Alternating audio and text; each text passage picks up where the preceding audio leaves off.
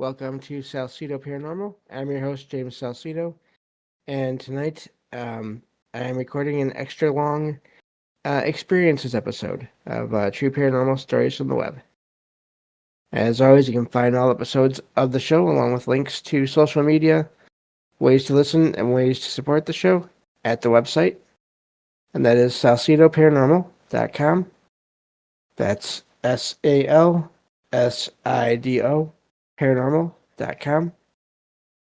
You can support the show in a couple of different ways, either through Patreon for as little as $1 a month, or through the merchandise store, where you can get shirts and sling bags and aprons, if you like, with logos and designs on them made by friends of the show.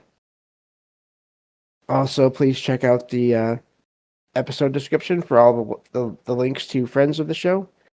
Jen, the Arcane Observer, who couldn't make it tonight, but is usually here on Saturdays with me as the co-host of the show. And of course, Michael Strange of Trouble Minds Radio and the Trouble Minds Radio Network, KUAP Digital Broadcasting, where you can hear shows from amazing people, as well as myself, 24/7 over there. I believe that takes care of everything here, so we can get to these stories. I couldn't decide what topic to cover tonight if I was doing a topic-based show on my own, so I decided we'd just switch things up a little bit and go with the experiences since I have them saved up. That's the one good thing about looking for these. It's amazing to me how I look online for them just about like 6 days a week is what I do. I always try to find two stories per day to share on the shows, future shows, and I always find things every day, every week. I always find stories. So I have 10 stories here in the main file, which is what we'll go through tonight. At least 6 of them. But then I have another, I believe, 8 also waiting in the background. So that's just, to me, that shows that there's still always things happening out there to people that can't easily be explained. So let me get to the first one here. Thank you all for listening and being here and being understanding about changes in show plans and all these things, because things happen sometimes. So let's see here. Let me get everything in position here, and we'll get started. So this first one says, for as long as I can remember, spanning decades, I am 30 years old, something weird has happened involving my parents' landline phone. My parents' house was built in the 1950s and was previously owned by an older woman. I don't know if she died in the house. The neighboring house was said to be haunted, though I do not know the specific details, only that the neighbors were convinced. The unusual event happens intermittently, sometimes once every few months, sometimes only a few times a year. When I call my parents' landline from my cell phone, it rings a few times, and then the call is answered by a woman's voice saying, "Hello?" The voice sounds old-fashioned. When I respond, usually with something like, "Hello, who is this?" or something similar, there is no reply. The line stays open until I hang up. If I call back immediately, the woman's voice does not answer again. The hello is always the exact same each time this happens. The voice has not changed or aged over the years. My mother claims this is normal and suggests it is the voice of the woman who lived in the house before my parents moved in. Can anyone explain this? And that's where that one ends. I I could imagine it being the spirit, in a way, of the woman that lived there. There's plenty of accounts of that, of people talking to uh, other people. Sometimes, a lot of times, loved ones are on the phone, even after they passed. But but also just random people, and then you come to find out it's someone that maybe used to live in a location and had passed there, but they're still picking up the phone somehow.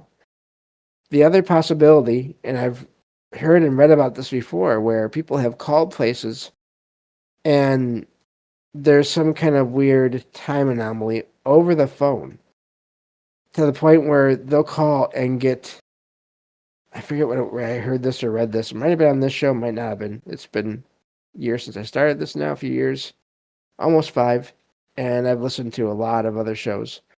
But this one account I remember vaguely where a person called a number for one kind of a store or one kind of location, and when the person that picked up said it was another kind of store, come to find out that other kind of store, the person that was contacted over the phone, that store hadn't been there in like over a decade or more. So the idea there is somehow, in extremely rare occasions, there's some weird time anomaly where when people call numbers, they don't just get the number of the location at the time. They get the number at that location from a different time period. I don't know how that works, if it's because of the electricity, because of devices, or not. It's a weird sort of type of time anomaly in that it's somehow related to the phone. I guess it could be related to the location having a weird energy and having that happen through their phone directly. But yeah, I thought that was really odd, and every once in a while I still come across accounts like this that make me think of that experience that someone had and that others have probably had. And so I think it's important to point out that possibility. So moving on to the next one here. This one says, my husband, a 30-year-old male, and I, a 25-year-old female, visited supposedly haunted train tracks that our friends had previously shown us. The tracks had a strange, unsettling atmosphere. A ritual performed there was said to reveal a ghost train, though I was initially skeptical. The ritual involved everyone being in one car, driving through 2 very small, identical tunnels under the tracks, about half a mile apart, and making a U-turn after the second tunnel, passing back under it, parking before the first tunnel, and waiting. The tunnels were so narrow that only one car could pass at a time, and passengers could touch the tunnel walls through the windows. When the ritual was performed, a ghostly train with a bluish tint would appear. If you threw any small objects at the train, it would vanish before these objects could reach it. On this occasion, my husband and I went alone, passing through the first tunnel while talking and laughing. After about 10 minutes of driving, we realized we hadn't reached the second tunnel, which should have come much sooner, and we began to feel uneasy. We turned off the radio and continued for another 5 minutes. increasingly overwhelmed by a sense of dread. Excuse me. We turned around, suspecting we had just frightened ourselves. After turning around, we encountered a tunnel within 2 minutes, despite having driven at least 15 minutes away from the first tunnel. We laughed it off, thinking we had just gotten spooked, and decided to leave instead of waiting for the ghost train, believing we hadn't completed the ritual. However, after passing under the tunnel on the way out, we unexpectedly encountered the original first tunnel again, despite only entering one tunnel on the way in, but passing through two on the way out. The trip into the tunnels took about 15 minutes, but the return journey only took about 5 minutes. We were deeply unsettled by the experience and have no idea what happened. Or worse, what might have happened if we had continued driving. And that's where that one ends. I have heard similar and read similar accounts of places not being where they're supposed to be or things not appearing the way they're supposed to. A lot of times it's roads where it seems like the time has gone strange, or people have somehow wound up back, either back further from how I'm talking is hard, have wound up in a place behind where they thought they were. Other times, now Logan is getting in something wonderful. Other times where they were further ahead on the road than they expected to be. And usually it's just an open road, or it's a road through a forest, or through basically there's no other roads or buildings or anything around them. This is the first time I've heard of this happening with tunnels. And I really find this fascinating because with roads, a skeptic could say people just made a mistake. They just weren't paying attention, any number of things. But with tunnels like this, it's really odd because they know there were supposed to be two tunnels, and they only passed through one when they were heading in one direction. Then when they headed back, they found a tunnel sooner than they should have, based on the amount of time that passed when they were driving the first time there. And it was just not there when they drove that other way before. So it's really odd how that could have happened. So yeah, I don't know about that one. One moment, please.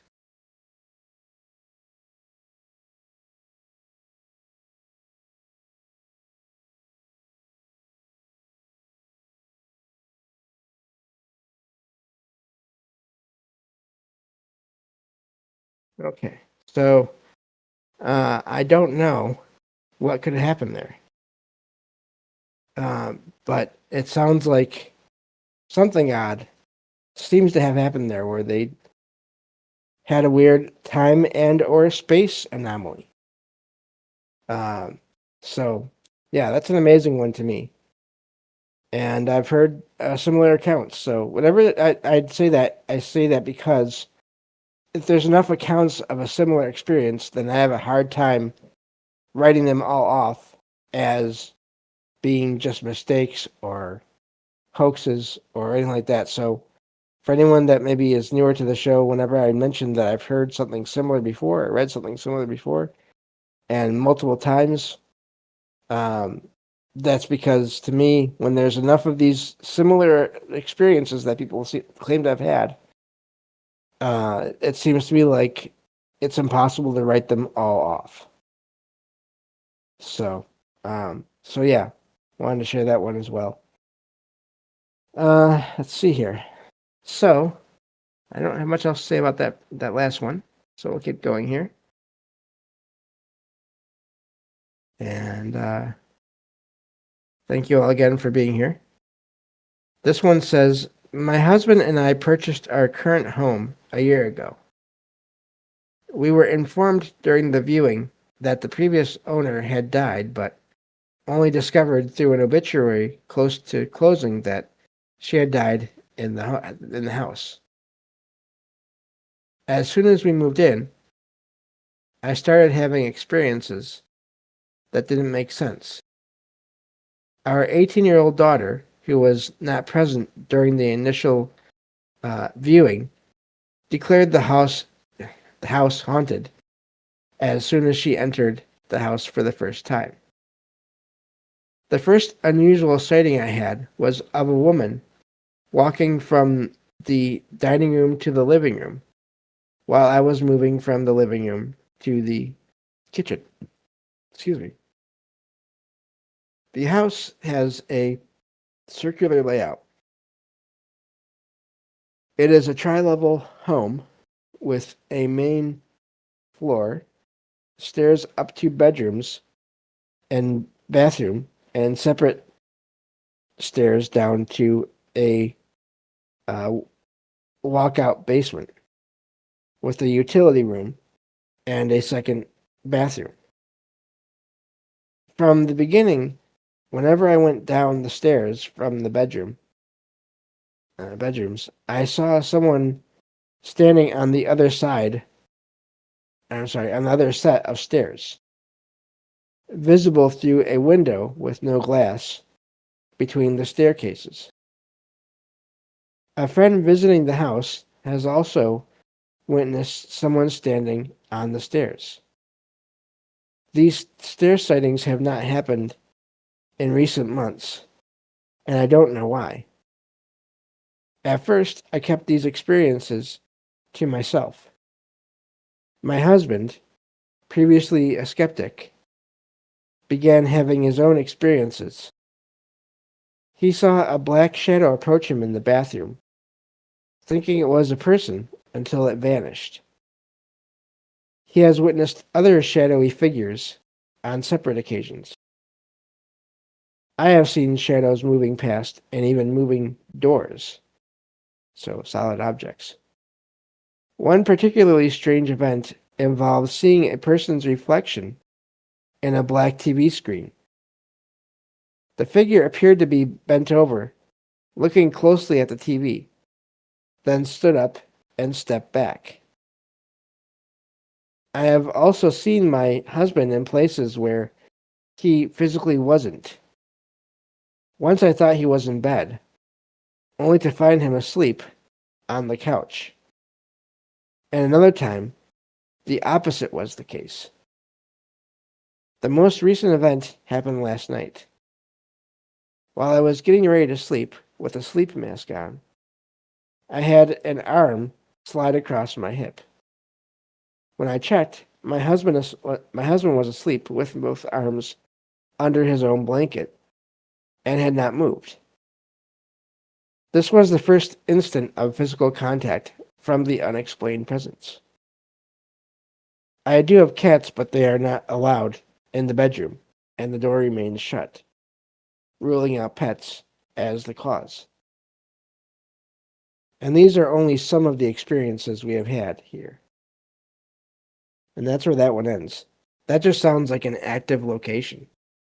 I don't know why or how, but if it is related to the person that had passed away before, or not, but yeah, there sounds like a lot of activity going on there. I wonder too with that last encounter. It's, as I always say, it's easy to jump to the idea that it's someone there and they're trying to freak you out. But I always wonder, do things sometimes happen accidentally?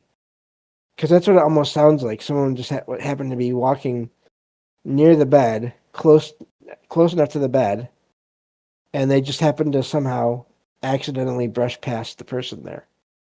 that had the experience. So I don't know. MJ says the first house after high school, the house was haunted and the phone would ring on its own. No one was on the other end. Yeah. Phones are, and devices are another uh, avenue of communication, of events, of experiences, phones and other devices. Here again, in the story I just read, we have people seeing things, seeing images, reflections, it seems, on the blank but dark surfaces of electronics that are turned off. This has been popping up over and over again now for the last couple of years, probably a few years, in some of the stories I find where these things happen, even though it's not technically, at least these days, it's not always glass that is being used for the device, for the screen. Yeah, Black Mirror, Matt Hall mentions, yeah. So I really do wonder, how does that work when it's not even exactly the same? It's definitely not the same as far as materials go as a physical mirror, but they're still having the same or similar reflective capabilities there. I don't know, but I thought that was an amazing one. Just so many experiences, and like I said, with the Black Mirror, with the TV screen, that has come up over and over again in other accounts I found. And I think that as time goes on, and more people will have had experience in life with these devices, there will be more and more of this interaction with devices, with electronics, as more and more people are familiar with them. I'd be very surprised if it doesn't become more common in the future. So there's already so many reports of that. I could put together entire shows. It would take forever to find all of them now, but I could do entire shows, repeat shows of just interactions with devices based on stories I already have that I found online, not even counting new ones. So this is definitely a common topic, like I said, type of excuse me, type of experiences people keep having to this day. So let me get to the next one here. Thank you all for being here and listening in. And we'll get to at least 3 more here. This one says, this happened about 4 years ago during a late shift at around 8:30 to 9 p.m. at a popular jewelry shop in a shopping center. I was working with 2 other women that night. The staff only area of the shop could only be accessed through a single door, leading to a small office with 2 doors. One to a walkway to the restroom and shop floor, and another to a storage area. The storage area had automatic lights that only turned on when someone entered. While returning jewelry to the office, I saw a woman's face peering from behind the storage area door. The face was about 3/4 visible, with the rest obscured by the door. I'm guessing you mean there's a window in the door. The woman had a very still, angry expression and was staring directly at me. I looked away in confusion and then looked back, but the woman was gone.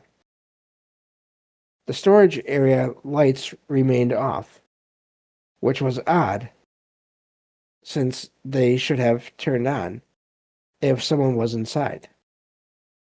Approaching the storage area, I heard a loud crash from behind me, as if a tray of charms had fallen. The trays for charms and jewelry are open-topped and would scatter their contents if dropped. Trust me, I know this from experience. But when I looked, all of the trays were still on the shelf and undisturbed. I felt the sinking feeling as if nothing in the office had moved. As nothing in the office had moved. Retreating to the shop floor, I found both of my colleagues present, confirming neither could have been in the storage area.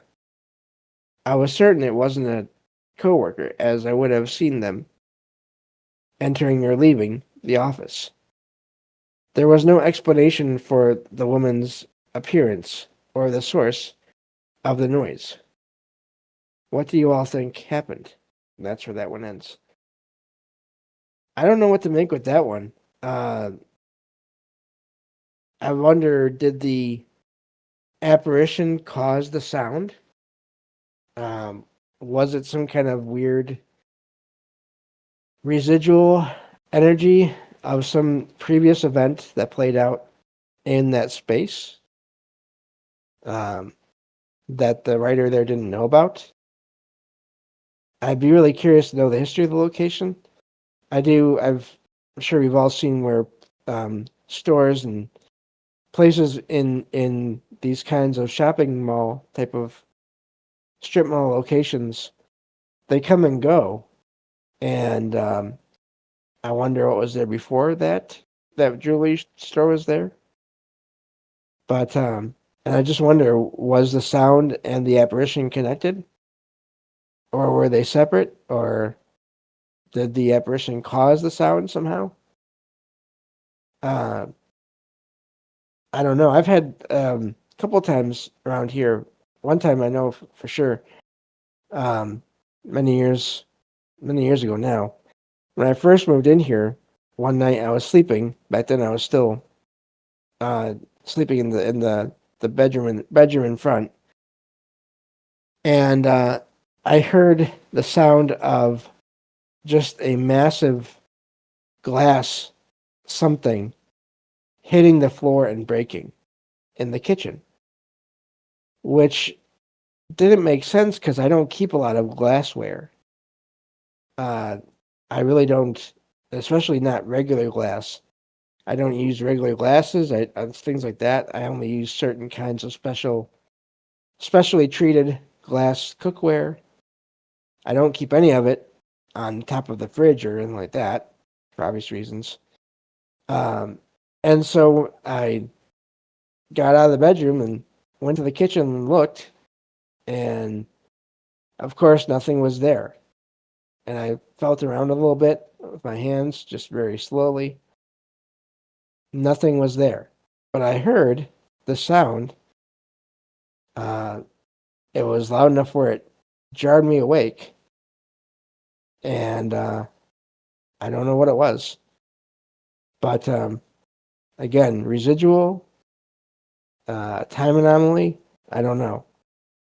So, but yeah, it sounds similar to that. Moving on to the next one here.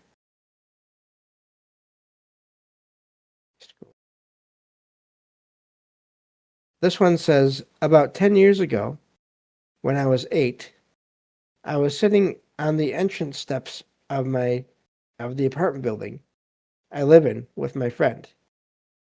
He lives in the apartment on the floor beneath mine.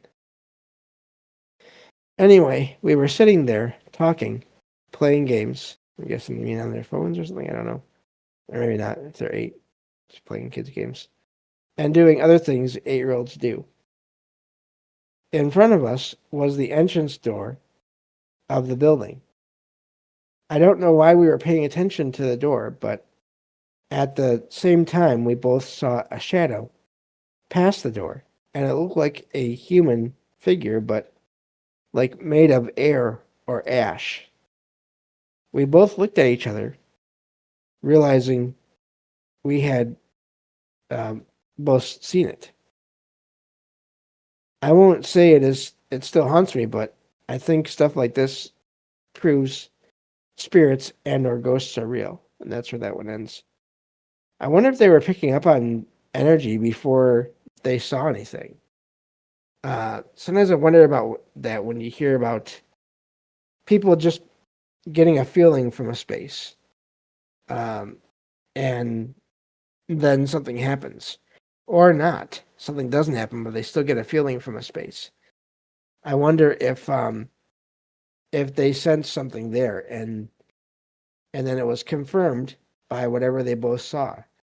I've also heard of figures of mist or smoke.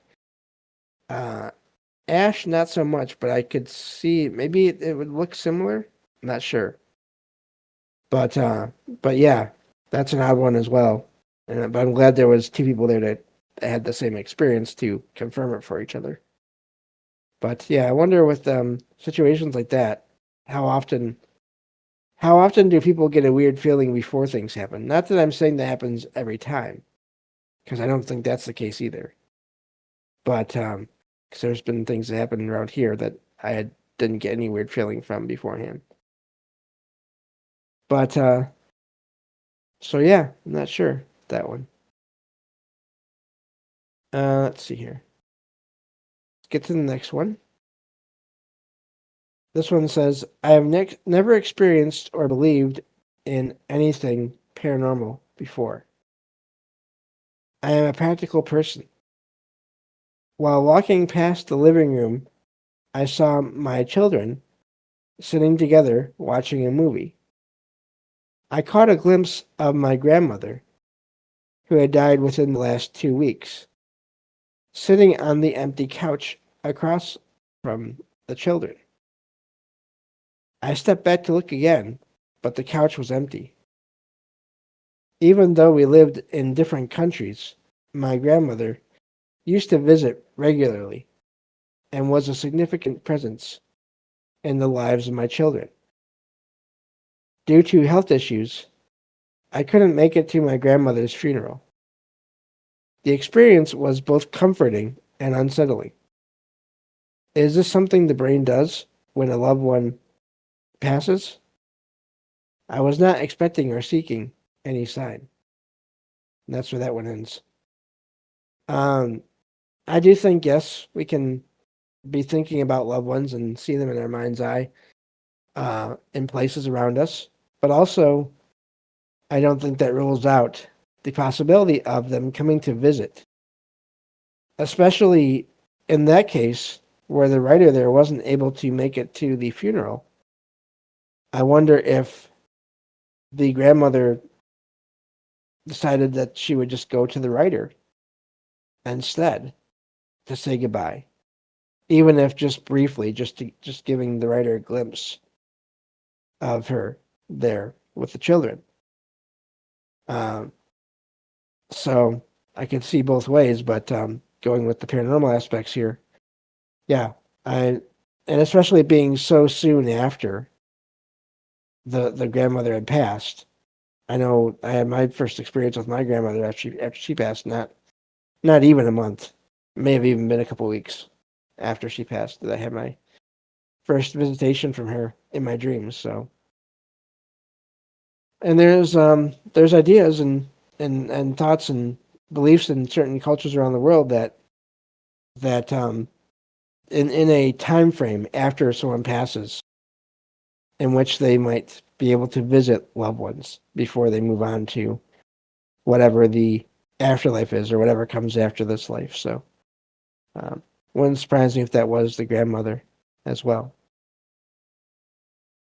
But we'll definitely get to these last 4 stories here that make it a decent size episode here, and keep going from there. This one says, my grandma told me this story. My dad passed away young and unexpectedly from a brain aneurysm. Sometime after, my grandma was standing in her kitchen, leaning against the stove like she always did, while she uh, waited for him to come home. And all of a sudden, my dad just appeared in front of her, smiling, and then just disappeared. It was like he was letting her know he was okay. Many years later, when my grandma was on her deathbed, her last words were, "My mother and my son are here." And that's a short one, but again, similar in a way to the last one. But this one was not, the grandmother was not, she knew what she had seen and felt, it seems like. And so yeah, that's it's sad obviously that the father passed away, but the sighting there is amazing. And many accounts, I've heard and read many accounts of that in different situations, different details, but similar, same kinds of sightings as well. So I don't have a whole lot to say on that one, but this next one is a longer one, so let's get to this one. This says, "This is not a spooky or traditional ghost story, but a personal memory that has stayed with me. In my town, there were 2 bicycle repair shops, one large and busy, and a small one run by a quiet, well-liked man. I preferred the small shop because the owner was friendly, remembered people's names, asked about their lives, never charged school kids, and was always fair with prices. After returning home from college, I visited the shop for a bike repair. The owner remembered me, asked about my life, shared news about his wife and newborn, and refused a tip. After I left, the shop owner closed up to buy fresh cottage cheese from a local vendor, which was a common thing to do in our area. That night, I saw a crowd at an accident scene, but didn't stop.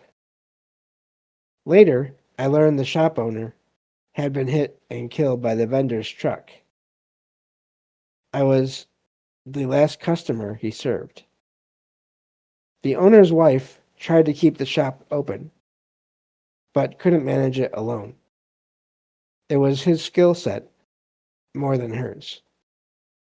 She eventually sold the shop and left town, with no one knowing her new whereabouts. Months later, I passed by the old shop, and for a moment, thought I saw the owner standing on the balcony, as he used to. There was no fear, just a familiar presence. Others in town reported similar fleeting sightings of the man, always in passing, never frightening, becoming a quiet local story that honored his memory. Some people leave behind more than memories. Their presence and calm linger in places, making them feel like home, even after they're gone. And that's where that one ends. I like the way that person wrote that post. And the things that they mentioned there near the end. And again, sad that it happened, that this happened to that store owner, but I wonder if he's still there because he liked the area so much and liked the interaction with people and just liked the area. Is that residual? Is that him actually stopping by here and there to see how everyone that he knew in the town is doing? And is that why multiple people have seen him there? I don't know, but seems like a possibility. So, moving on to the next one here. We have 2 left. This one says, I was a skeptic, struggling with belief in ghosts due to disbelief in an afterlife. I always look for logical explanations for unusual events, but there is one experience I had that remains unexplained. The event took place a few years ago during my time as a college resident assistant, or RA. During the first days of RA training, that's a period, not a comma. The building housed 5 RAs, 1 on the first floor, 2 on each of the others. At the time, only RAs were present on campus. During dinner time, while most RAs were at the dining hall, another RA and I, on our floor, chose to return to our rooms for some alone time. While conversing in the hallway, we heard a doorknob being jiggled as if someone was trying to open it. But all the doors were locked. This was followed by knocking sounds coming from inside a room, which then moved to the next door and continued down the hallway. There were no open windows. It was impossible for anyone else to be in the building at that time. The experience left me deeply unsettled and unable to find a rational explanation. Excuse me. So that one is amazing because you would expect, if it's any kind of a residual event, let's say that something happened in the past where someone was trying to reach other people in that dorm area, and they were going from door to door trying to get into the rooms. You would hear the knocking on the outside of the doors. But this post here, this person says the knocking came from inside the rooms and went from room to room. Now, I don't know the location, but I'm guessing there's not a connecting door between every room on each side of the hallway on that floor. So, was someone trying to get the attention of the people there and figured out that was the best way to do it? Why would they be doing that?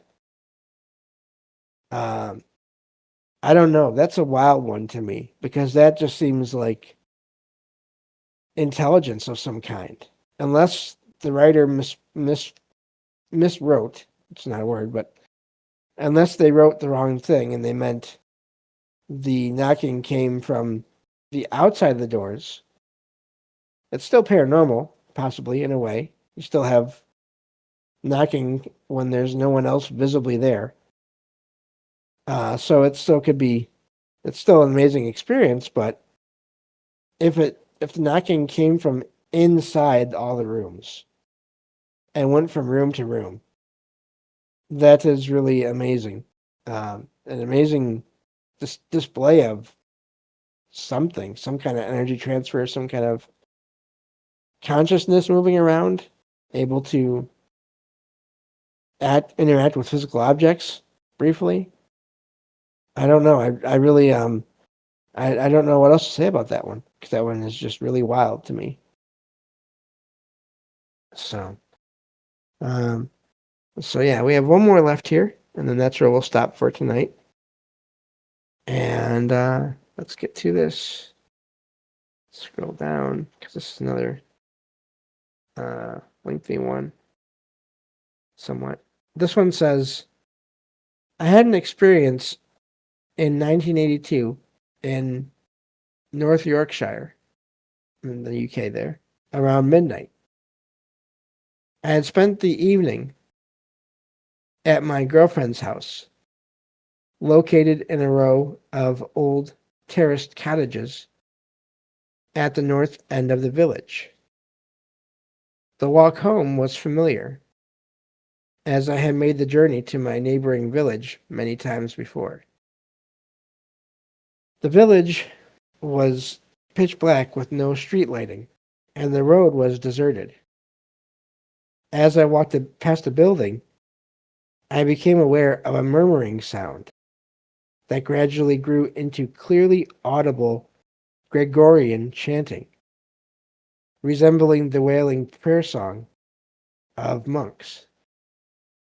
The sound, initially distant, became clearer, causing me to stop and look around, trying to find the source. Feeling unnerved, excuse me, I decided to walk briskly toward home, about 1.5 miles away. After leaving the built-up area, past the village square and church, the temperature suddenly dropped. A rolling white mist, as wide as the road, appeared and moved toward me like a carpet. Rather than turning back and risking embarrassment, I gathered my courage and ran straight at the mist. As I got within 5 yards, it vanished completely. Everything I have described is true. I have never forgotten the event and have struggled to rationalize or explain what happened. And that's where that one ends. Again, with all these accounts here, so many of these accounts, I always wonder, when there's multiple things happening, are they all connected? Are they not? How does that work either way? It's odd that the mist would only be the size of the road. At least it's odd to me. Maybe there's geological or meteorological reasons for a mist to only be as wide as a road. But for the temperature to change so rapidly at around the same time of this chanting that the writer heard, and the mist to come right after, I do wonder if all those things are connected. I tell you what, I don't know if I would have run toward that mist. I might have just stayed and watched. But then again, I probably would have stayed and listened for the chanting anyway, just to see where it went to, if it went anywhere. So, I don't know. But that's an amazing experience right there. And this is something I've heard similar accounts of, people in locations where the area has a history of any kind of a religious order with people that stayed there for any length of time in the past, there being sounds or images of them still there, appearing from time to time. And sometimes it seems like it's more of a residual thing, residual energy left by the people or by the events. Other times it seems more intelligent. So I don't know, but thought that was a neat one. But that's where we're going to end it for tonight. I might be taking some time off soon, but not right away. Just to work on other things but we'll see. I will make an announcement when it happens. Also, I mentioned I would say this other day. I will be starting up my Haunted Places in the U.S. series again soon. Because I still have the material and I can keep going with that. And those will show up whenever I'm able to get the research done and the shows recorded. Those will show up here and there. So that will be something that will be posted every week. Well, not every week. Posted whenever I have those episodes each week, instead of the Book of the Damned my Charles Fort review here and there when I have those shows recorded. So just trying to break up the Fort stuff just in case there's people out there that don't care for it. But thank you all for listening, and I will talk to you all next time on Salsido Paranormal. And take care.